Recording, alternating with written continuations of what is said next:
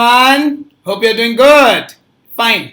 So in the previous lecture, we had seen with barter system and the limitations of barter system.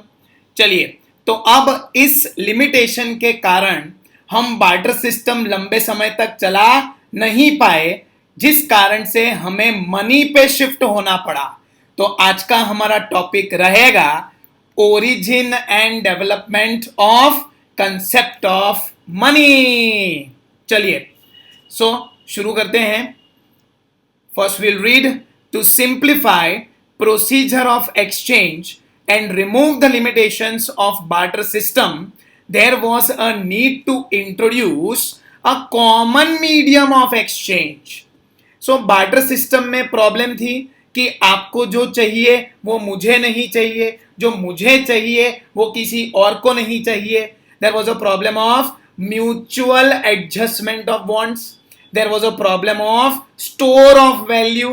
There was also a problem of measurement of value. ये सारी तकलीफें हम लंबे समय तक झेल नहीं पाए, जिस कारण से हमें मनी लाना पड़ा, मॉनिटरी सिस्टम पे शिफ्ट होना पड़ा. Why money? Because it acted as a common medium of exchange. और ध्यान रहे, हम सीधे पैसों पे भी नहीं चले गए थे, उसका भी एक इवोल्यूशन हुआ था, धीरे धीरे डेवलपमेंट हुआ था. So let us first understand कि ये कॉमन मीडियम ऑफ एक्सचेंज के तौर पे सबसे पहले हमारे सामने क्या आया था. So in the next line you can see initially commodities and animals. तो कमोडिटीज तो बार्टर सिस्टम में आ गया था. अब हम किस पे चले गए? एनिमल्स पे चले गए. हमने हॉर्स को, काउ को, बफेलो को, गोट को, भेड़ बकरियों को, इनको हमने इस्तेमाल करना स्टार्ट किया as a medium of exchange. ठीक है. So on your screen you can see horse, cow, buffalo, इनका इस्तेमाल हमने करना शुरू किया. और जिसके पास जितनी भेड़ बकरियां ज्यादा थी उसको उतना अमीर माना जाने लगा. And the society was divided into different classes based on the number of animals they own. मतलब अभी जैसे पर्स में हम पैसा लेके जाते हैं, वैसे तब मार्केट में लोग भेड़ बकरियों को लेके जाते थे. जस्ट इमेजिन कितना लोड पड़ता होगा उस ओनर को जिसको इतने सारे एनिमल्स मार्केट लेके जाने पड़ते थे for the purpose of shopping. और पता चला एक दिन मार्केट अरेंज हुआ, मंगलवार को कौन सा बाजार? मंगल बाजार. शुक्रवार को कौन सा बाजार? शुक्र बाजार ऑर्गेनाइज हुआ. लेकिन हर बुधवार को और हर शनिवार को मार्केट को अच्छे से साफ करना पड़ता था, क्योंकि इतने सारे जानवर थे, कभी कोई कहीं पे भी पॉटी सुसु करके आ जाता था. यह भी समस्या होती थी ड्यूरिंग दोज डेज. ठीक है. एनिमल्स कभी भी बीमार पड़ जाते थे, आज नहीं तो कल वो मर भी जाएंगे, क्योंकि ये सारे एनिमल्स वर लाइव स्टॉक. अब जिसमें लाइफ है उसी में आगे डेथ भी तो आएगा. सो स्टोर ऑफ वैल्यू का प्रॉब्लम हुआ करता था. Because read on your screen, animals are mortal, they get sick and die. Therefore storage of wealth in form of animals was not advisable. लंबे समय तक हम एनिमल्स को एज वेल्थ मान नहीं सके. ठीक है. But during those days what was the mentality of people, इसको समझने के लिए आपकी स्क्रीन पे अब भी एक सीन आएगा, ध्यान से देखना उसको. मैं नहीं बता सकता. आपको वजह बतानी होगी. मैं घर जाके सावनी को क्या बताऊंगा? गांव वालों के उल्टे सुल्टे सवालों के क्या जवाब दूंगा? मैं तुम्हारी उलझन समझ सकता हूं रामदास, लेकिन मैं क्या करूं? मैं मजबूर हूं. क्यों? हम तुमसे गरीब है इसलिए? तुमसे 100-200 बकरियां हमारे पास कम है इसलिए? क्या पागलों जैसी बातें करते हो रामदास? फिर तुम्हें बताना होगा ये रिश्ता तुम्हें क्यों मंजूर नहीं है. बता दो ना उसे. सुना वो क्या बोला? हम तुमसे गरीब हैं इसीलिए. और गरीब क्यों हैं? क्योंकि हमारे पास तुमसे 100-200 भेड़ बकरियां कम है इसीलिए. So, society was completely divided amongst different classes based on the number of animals a person owns. जो जितना ज्यादा भेड़ बकरी लेके बैठा है उसको अमीर माना जाता था, और जो जितना कम भेड़ बकरियां लेके बैठा है उसको गरीब माना जाता था। बट एनिमल्स को प्रॉपरली उसकी अपब्रिंगिंग करना, उनका रेयरिंग करना, बराबर एनिमल हस्बेंड्री करना, ये एक हद तक काफी मुश्किल साबित हो रहा था। और इसीलिए हम धीरे धीरे एनिमल्स को छोड़ के किसी और चीज पे गए। कौन सी है वो चीज? आपकी स्क्रीन पे। Valuable mineral stones were used instead of animals. मतलब अलग अलग प्रकार के स्टोन्स मार्केट में आने लगे। कोई येलो कलर का है, कोई ब्लू कलर का है, कोई रेड कलर का है। These were precious mineral stones, and mineral stones were very rare. As a result of that, it started becoming acceptable as a medium of exchange. बचपन में आपका भी ऐसा कुछ स्टोन्स का कलेक्शन हो सकता है ना? जब हम कहीं बीच पे जाते थे तो छोटे छोटे बड़े बड़े शंख हमको बीच से एक्सट्रैक्ट करने को मिलते थे। एक पूरा बैग भर के हमने शंख का रखा हुआ था। बजाते नहीं थे वो अलग बात है, लेकिन ये सारी चीज जैसे हमको प्रेशियस लगती थी ड्यूरिंग आवर चाइल्डहुड डेज, वैसे ही प्रिमिटिव एज में नए प्रकार का स्टोन देखने को मिला तो वो चीज उनको अच्छी लगने लगी, प्रेशियस लगने लगी, और प्रेशियस चीज की एक्सेप्टेबिलिटी भी बढ़ने लगी। As a result of that it started becoming available as a medium of exchange. So animals को छोड़ के अब हम किस पे गए? मिनरल स्टोन्स पे। लेकिन हर जगह पत्थर लेके जाना अच्छा लगता है? नहीं। इसीलिए हमने और एक सोर्स डेवलप किया as a medium of exchange, which was yes at the onset of imperialism the use of metal coin started. Metals उसके कॉइन्स बनने स्टार्ट हो गए। इंपीरियलिज्म का क्या मतलब होता है? कुछ अमीर कंट्रीज जब गरीब कंट्रीज पे रूल करना स्टार्ट कर दे, हुकूमत करना स्टार्ट कर दे, तो ब्रिटिशर्स जब इंडिया आए थे, आपको याद होगा एक नारा हमने लगाया था, इंपीरियलिज्म मुर्दाबाद, इनकलाब जिंदाबाद। और इंपीरियलिज्म का मतलब ही यह है कि आप लोगों की हुकूमत हम यहां चलने देने वाले नहीं है। कमजोर और ताकतवर के बीच कोई भी बातचीत नहीं होगी, खाली लड़ाई होगी, और उसमें हम आवाज उठाएंगे इनकलाब जिंदाबाद for the purpose of getting freedom. We started this particular slogan. वही दौर था जब जो रिच कंट्रीज थे उन्होंने सोचा कि एनिमल्स हटाओ, मिनरल स्टोन्स जो है उसको भी हटाओ, मेटल जो बहुत रेयरली अवेलेबल है उसके कॉइन्स बनाना स्टार्ट करो, money as a medium of exchange को डेवलप करना स्टार्ट करो। सो अलग अलग प्रकार के मेटल्स आते थे। ब्रास है, एल्यूमिनियम है, आयरन है, कॉपर है, स्टील है, ब्रॉन्ज है, बराबर। All these types of metals were available, and as a result of that we started using them in manufacturing coins। ठीक है, बट जैसा कि आप जानते हैं कॉइन्स का भी एक लिमिटेशन है। 5-5 रुपए का कॉइन, 10-10 रुपए का कॉइन है ना, आप अपनी जेब में लेके घूमते हैं, फट जाएगी जेब, जेब फट जाएगी। As a result of that we shifted to a lighter mode of currency, that is paper currency. Very good. By the support of central government, paper money became widely accepted as a medium of exchange of goods and services। Paper जो carry करने में आसान होता है, आराम से उसको bend कर सकते हैं, फोल्ड कर सकते हैं, अपने वॉलेट में रख सकते हैं, ठीक है। और ये एक कन्वीनियंट सोर्स होने लगा क्योंकि it was light in weight also. Coins लेके जाना, जेब को फाड़ देना, उससे बेटर है कि जेब में पैसा रखना और अच्छे से उसको चलाना। But again paper money had its own issues. Like paper है वो फट जाता था, है ना, पेपर भी फटता है, ओके। कॉइन रखते थे तो जेब फटती थी, यहां पेपर खुद फट जाता था। कई लोग उस पे लिखते रहते थे। मेरा एक दोस्त था, वो हर एक करेंसी नोट पे अपना नाम लिखता था, और जब उसको अपने ही नाम की करेंसी नोट घूम घूम के किसी शॉपकीपर से वापस मिलती थी तो वो बड़ा खुश होता था कि मेरी नोट मेरे को वापस मिली। नई करेंसी नोट में आप कुछ नहीं लिखेंगे, गवर्नमेंट ने ये रूल बनाया है, और वो अपनी ही करेंसी को डीवैल्यू करने वाली बात हो जाती है अगर हम उसमें कुछ भी लिखा पढ़ी करते हैं तो। सो बैंक हैज डिसाइडेड लिखा पढ़ी वाली कोई भी नोट्स वो एक्सेप्ट करने वाले नहीं है। वो अलग बात है कि बैंक वाले खुद उसमें लिखते हैं 1 2 3 4 5 6 7 8 गिनते ना करके, तो 100 नोट जैसे ही खत्म हुए 100वें नोट पे वो लोग 100 सर्कल करके जान देते हैं, बराबर। ये आपने कभी देखा होगा बैंक में गए हैं तो। So now the rules are made a little bit stricter where we should not accept any currency note जिस पे कुछ भी लिखा हुआ है, क्योंकि वो नोट मार्केट में चलने वाला नहीं है।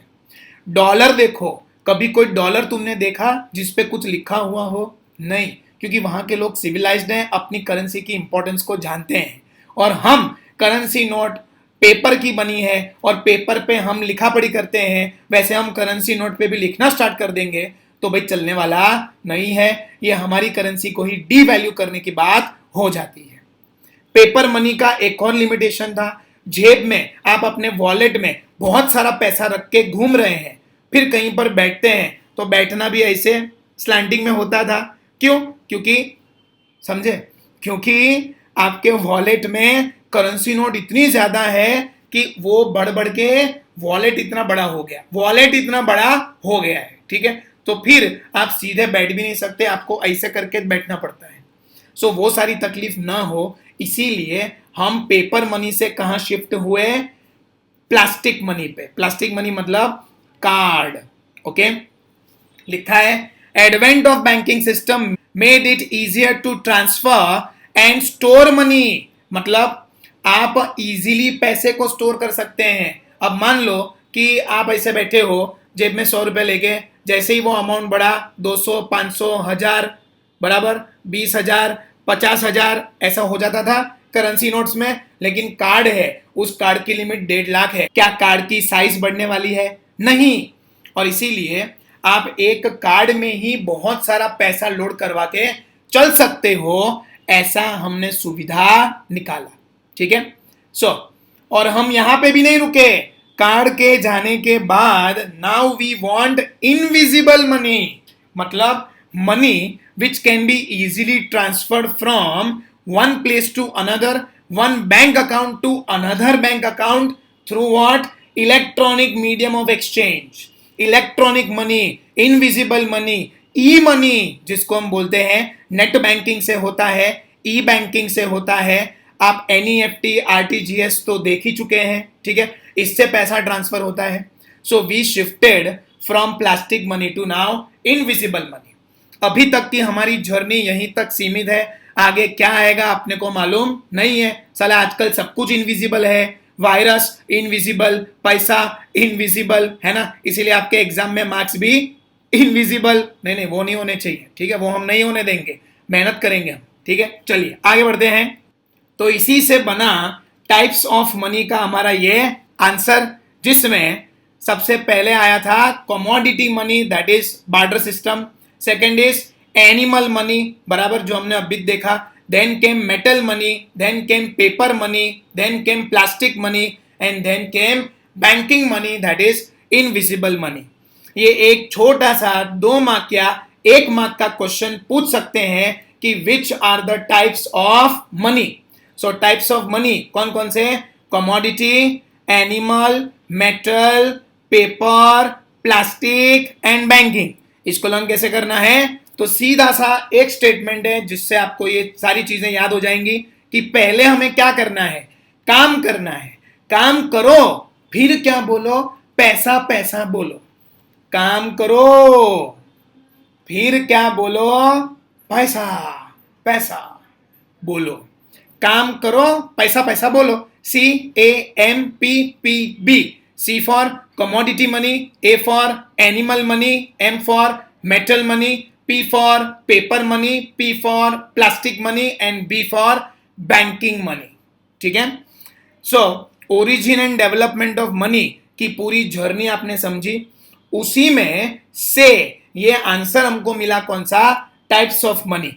टेक्स्ट बुक में दोनों अलग अलग देके रखे हुए हैं, लेकिन दोनों का स्ट्रॉन्ग कनेक्शन था, इसीलिए मैंने इसको क्लब कर लिया है, ठीक है, for the sake of convenience to remember. Okay, चलिए आगे बढ़ते हैं। Next is meaning of money, ठीक है। तो अब हम पैसों को ज्यादा डिटेल में डिस्कस करने वाले हैं। हम समझने वाले हैं कि what is actually the meaning of money, ठीक है। उस पे जाने से पहले एक बार पैसे की इंपॉर्टेंस को फील करते हैं आपकी स्क्रीन पे।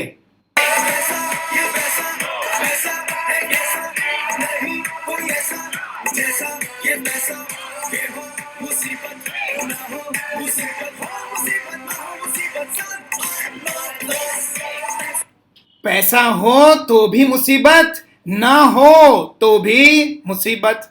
पैसा जिसके पास है उसको भी प्रॉब्लम है, और पैसा जिसके पास नहीं है उसको भी प्रॉब्लम है। तो क्या है ये पैसे का चक्कर, ये क्यों इतना जरूरी है? Let us see that. First, by this particular statement, money is what money डस।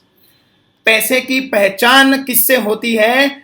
जो पैसा कर सकता है, पैसे में ताकत है, पैसे में पावर है। पहले वो पावर दिखलाओ, बाद में ही हम विश्वास करेंगे। ये इंसान की बहुत पुरानी बीमारी है। इस लॉजिक को समझने के लिए आपको एक छोटा सा क्लिप दिखाने जा रहा हूं, ध्यान से देखिएगा आपकी स्क्रीन पे। ये चमत्कार पहले क्यों नहीं दिखा? यही तो प्रॉब्लम है दोस्त। मैं कृष्ण हूं इसलिए चमत्कार करता हूं, चमत्कार करता हूं इसलिए कृष्ण नहीं हूं। कहीं ना कहीं ये पैसा भी बोलता होगा कि मैं पैसा हूं इसीलिए मैं वो सारे काम करता हूं जो पैसा कर रहा है। मैं काम करता हूं इसीलिए पैसा हूं, ऐसा मत मानना। लेकिन दुनिया ऐसा ही मानेगी, बिकॉज ऐसा मानना कोई गलत बात नहीं है। भगवान पे चलो हम क्वेश्चन नहीं उठा सकते, लेकिन पैसे पे तो हम क्वेश्चन उठाएंगे अगर वो सारे फंक्शंस को नहीं निभाएगा तो। So money is what money does. उसके लिए समझना पड़ेगा हमको कि व्हाट डज मनी डू। तो वो 5 मिनट बाद हम देखेंगे। तब तक बने रहिए, अपने सवालों के सैलाब को दबा दें, थोड़ा रिलैक्स करें, ठीक है। चलिए आगे देखते हैं। According to Marshall, money is that medium. It's a medium which is used as a means of exchange. It is used as a means of exchange without any doubt or investigation, regardless of time or place. मतलब आप कोई भी time, कोई भी जगह नहीं देखने वाले इस पैसे को एक्सेप्ट करने के लिए। पैसा कोई रात को 12 बजे भी आपको देने आएगा, आप उस पैसे को एक्सेप्ट कर लेंगे क्योंकि वो पैसा है। उसके बदले डेफिनेटली आपने कुछ बेचा होगा, कोई सर्विस दी होगी, कोई गुड्स बेचा होगा, इसीलिए कोई आके आपको पैसा देगा। कोई गिफ्ट में तो देगा नहीं, और सपोज कोई गिफ्ट में भी देता है तब भी आप उस पैसे को इनकार नहीं करने वाले, उसको तुरंत एक्सेप्ट कर लोगे। Because everybody on this planet wants money only because it is used as a medium of exchange. तुम जानते हो कि पैसा अगर तुम्हारे पास है तो उससे बहुत सारे तुम्हारे काम हो जाएंगे जो अभी तक नहीं हो पाए, ठीक है। So people are crazy after money. They want money because it is used as a medium of exchange, and people accept it at any point of time, at any place, anyhow, under any circumstances. Okay? आगे देखते हैं। According to Robertson, what is accepted universally? Oh my God, पूरे universe में whatever is accepted as a medium of exchange of goods and services is known as money. ठीक है। अब कभी भी कहीं भी मुझे पैसा चाहिए, इस इमोशन को समझने के लिए आपकी स्क्रीन पे। बरं जाऊ दे, देख लेकिन तेरे को भाड़ा देना पड़ेगा महीने का 3000। लेकिन मैं तो गांव से सिर्फ 500 रुपये ले आया था। हाँ तो 500 देना, 500 चलेगा। 500 में से 200 खर्च हो गए, तो अभी कितना बचा है? 300। हाँ तो ला ना 300 उसमें से 100 पास के लिए चाहिए। तो 200 ला, 200 चलेगा ला। देवा आज पीने का बंदोबस्त हो गया। अच्छा अब ये पैसा मैं कम लिया वो तो मैं चला लूंगा, ठीक है, लेकिन काम में हाथ बटाना पड़ेगा। ये कोई 5 स्टार होटल नहीं है, खाना पकाना आता है? जी नहीं। ठीक है, तो बर्तन धो लेना। चल खोले दिखाता हूँ। मुझे पैसा चाहिए और पैसे के लिए मैं कुछ भी कर सकता हूँ, किसी को भी धोखा दे सकता हूँ, मैं किसी को भी धोखा दे सकता हूँ, किसी को भी धोखा दे सकता हूँ मैं। Just look at this people. 3,000 रुपया भाड़ा बोला था, उसमें बोला 500 है तो 500 लाओ, बोले 200 रुपया खर्च हो गए, बोले 300 लाओ, बोले 100 पास के लिए चाहिए, बोले 200 लाओ। उसको कुछ भी मिले, लेकिन वो क्या था, पैसा था, इसीलिए बोले लाओ, अभी के अभी लाओ। और वो अक्षय कुमार क्या बोले, पैसे के लिए मैं कुछ भी कर सकता हूं, किसी को भी धोखा दे सकता हूं। तो ऐसा कुछ तो इस पैसे में है, कुछ तो पावर है कि सब लोग इसके पीछे भाग रहे हैं। That power is nothing but the medium of exchange. साथ ही साथ जो भी हम फंक्शंस अभी देखने जाएंगे, बारी बारी उसको समझेंगे, तब धीरे धीरे हमें मालूम पड़ता जाएगा कि ये दुनिया पैसों के पीछे इतनी बावली क्यों हो चुकी है।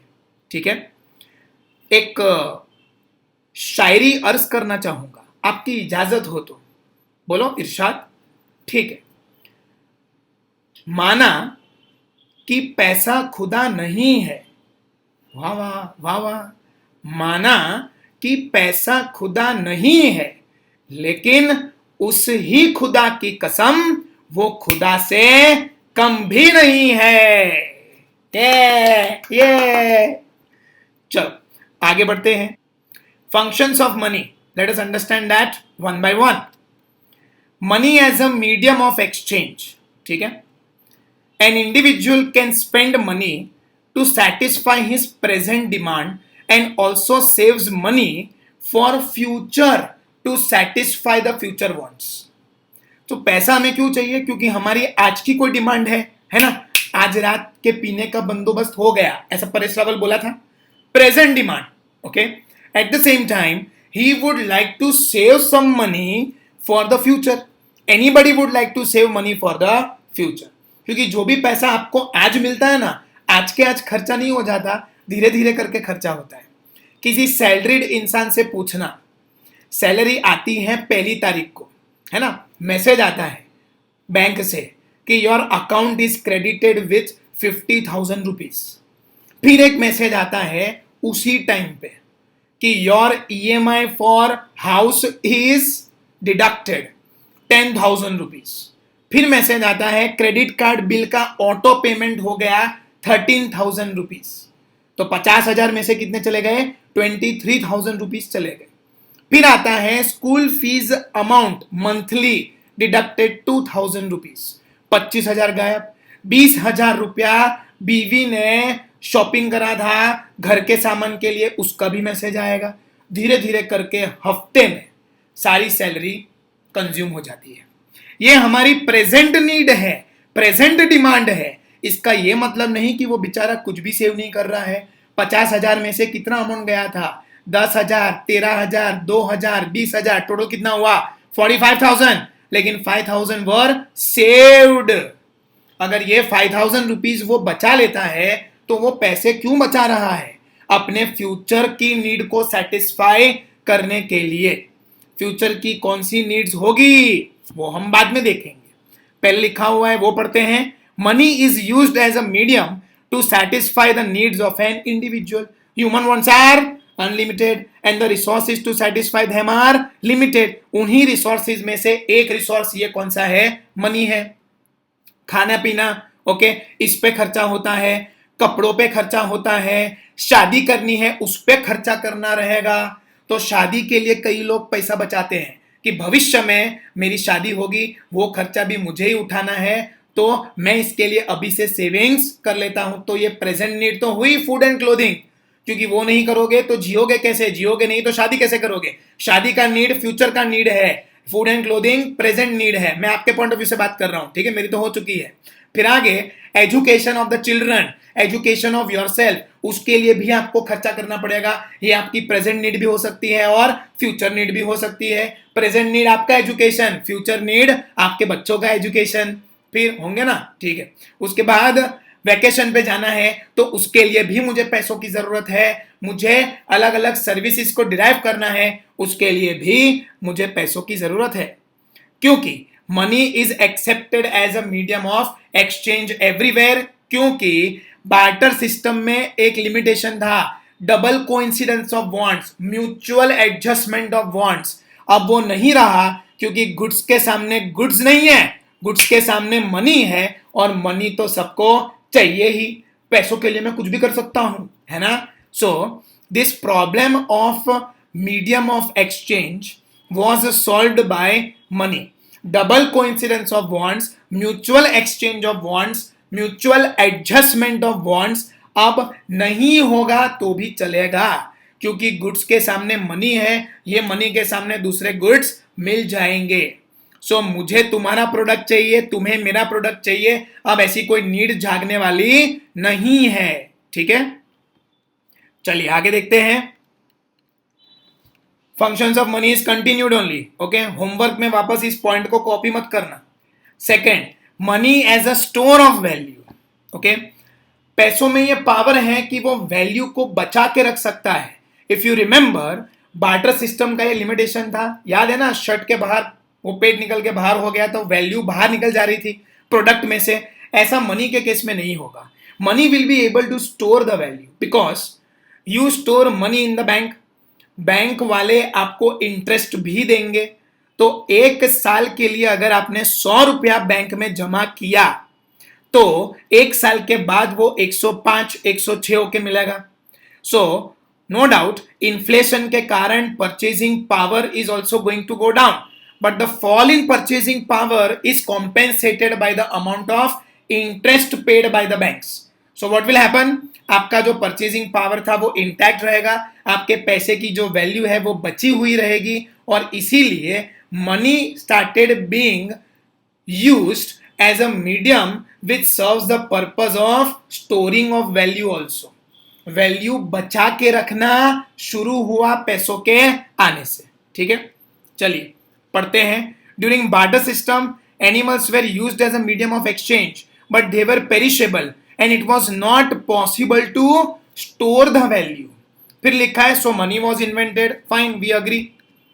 It can be easily stored and used for the future.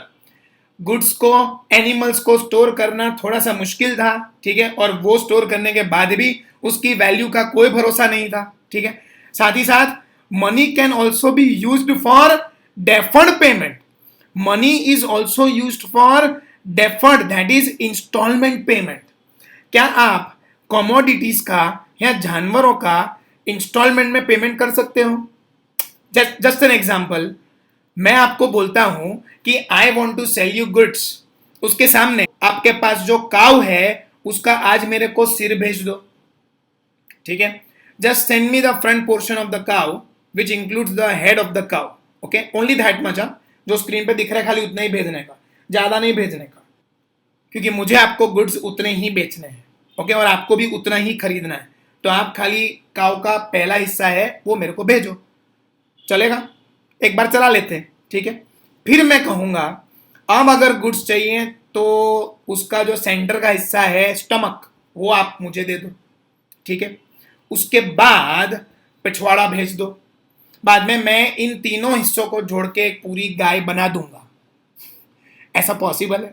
नहीं पॉसिबल है, because this particular product, this particular animal is not divisible. Installments में पे करना मुश्किल ही नहीं, नामुमकिन है, अगर आपको इसकी आइडेंटिटी बनाए रखनी है तो। ठीक है, वरना मीट के तौर पे ये बिकेगा, है ना, beef. Okay, so if you want to maintain the value of this particular product, it should be sold in wholesomeness only. It cannot be paid in parts. लेकिन मनी में तो ऐसा नहीं है। बैंक आपको लोन देता है, पर्सनल लोन दिया, बैंकिंग लोन दिया, प्रोफेशनल लोन दिया, और फिर बैंक बोलेगी कि इस लोन को तुम्हें इंस्टॉलमेंट्स में पे करना है। इंस्टॉलमेंट्स में पे करना है, आराम से पे करना है, टुकड़ों में पे करना है, क्योंकि मनी के तो अनगिनत टुकड़े हो सकते हैं। प्रोडक्ट्स के, कमोडिटीज के, एनिमल्स के हम ये टुकड़े नहीं कर सकते हैं। So store of value was a function which was decided by money. ठीक है, so money perform this function of store of value also. Okay, जो बार्टर सिस्टम का लिमिटेशन था वो यहां पे मनी ने हटा दिया है। ठीक है, चलिए आगे बढ़ते हैं। Money as a measure of value. Okay, अब बहुत आसान हो गया सबके लिए मेजर करना प्रोडक्ट्स को। पहले मालूम है ना प्रॉब्लम क्या था? मेजरमेंट का प्रॉब्लम था। Rice was exchange against wheat, wheat was exchange against cotton, cotton was exchange against cloth, cloth was exchange against shoes. मतलब एक ही प्रोडक्ट को आपको अलग अलग प्रोडक्ट्स में एक्सप्रेस करना पड़ रहा था, ये समस्या थी। अब ये समस्या का समाधान हमको मिल चुका है, because every product is now expressed only and only in terms of money. ठीक है, कैसे देखते हैं। In barter system it was difficult to remember the exchange rates and value of each goods, क्योंकि there was no common measurement of value. जबकि यहां पर measurement क्या हो गया? कॉमन हो गया। हर चीज को आप किस में एक्सप्रेस करने लगे? रुपीज में एक्सप्रेस करने लगे, मनी में एक्सप्रेस करने लगे, डॉलर में एक्सप्रेस करने लगे, पाउंड में एक्सप्रेस करने लगे, जैसी जो करेंसी, लेकिन यूनिट सबका सेम था और वो यूनिट क्या था? मनी था। ठीक है, thus because of money it is now easy to measure the value of different goods and services। अपने आप से पूछो, आपके मकान का प्राइस क्या है? ₹50 lakhs, बराबर। खाली एग्जाम्पल है, ऊपर नीचे हो सकता है, कोई प्रॉब्लम नहीं है, उसमें तुम्हारा ईगो हर्ट नहीं होना चाहिए। ठीक है, फिर मैं पूछूंगा आपके 2 व्हीलर का प्राइस क्या है? आप बोलोगे 45,000 रुपीज। ये जो भी अमाउंट आप बोल रहे हैं वो क्या है? रुपीज है ना। आप अकाउंट्स में जो जर्नल एंट्रीज कर रहे थे, फाइनल अकाउंट्स का चैप्टर जो आपने देखा है, उसमें भी आप एक्सप्रेस क्या करते हैं? Debit, credit, particulars what? Rupees, particulars what? Rupees. तभी तो बैलेंस शीट टैली होती है ना। ओ सॉरी, तभी भी नहीं होती, वो आपकी गलती के कारण है। लेकिन अगर कोई गलती ना करो तो वो बैलेंस शीट पूरी टैली होगी, क्योंकि दोनों ही तरफ क्या एक्सप्रेस करके रखा हुआ है? रुपीज एक्सप्रेस करके रखा हुआ है। और इसीलिए measurement of value of a product में अब हमें कोई तकलीफ नहीं नड़ रही है, क्योंकि now we have started using money as a measure of value. So 1 kg wheat equals to ₹50, 1 table equals to ₹15,000, 1 kg of onion is equal to ₹100, 1 pair of shoes is equal to ₹1000। सब किस में आ रहा है? Rupees में आ रहा है। और rupees है तभी उसकी रिकॉर्डिंग है, तभी उसका अकाउंटिंग है। बिकॉज आपने अकाउंट्स में ये भी देखा है, every transaction has dual effect, और ड्यूअल इफेक्ट का जो अमाउंट होता है वो अमाउंट भी सेम होता है। यस और नो? अमाउंट सेम कब होगा? जब वो अमाउंट का एक्सप्रेशन सेम होगा। Okay, so rupees rupees rupees, हर जगह रुपीज है, इसीलिए मेजरमेंट ऑफ वैल्यू में कोई तकलीफ नहीं है। ठीक है, उम्मीद रखता हूं कि आपको भी कोई तकलीफ नहीं हुई होगी। अगर कोई तकलीफ है तो ये मेरा मोबाइल नंबर स्क्रीन पे है, आप उस पर कॉल करें, व्हाट्सएप करें और डाउट्स बेझिझक पूछें। ठीक है, तो बस फिर आज के लिए इतना ही। Okay, bye.